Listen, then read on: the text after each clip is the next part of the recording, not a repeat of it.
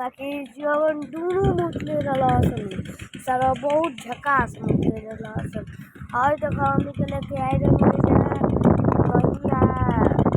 काली माई बगीचा से काली माई के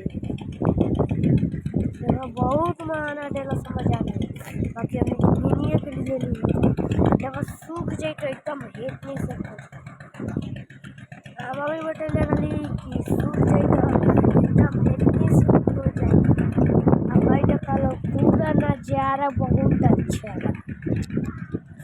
तो लोग के जो दिखावे वाला रहली ना वो तो अंगनवा में देखा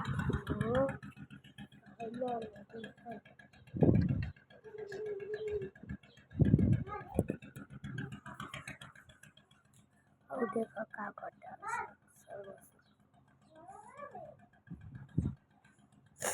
देखो ध्यान से देखियो कोई हेने होने बात करिए ध्यान से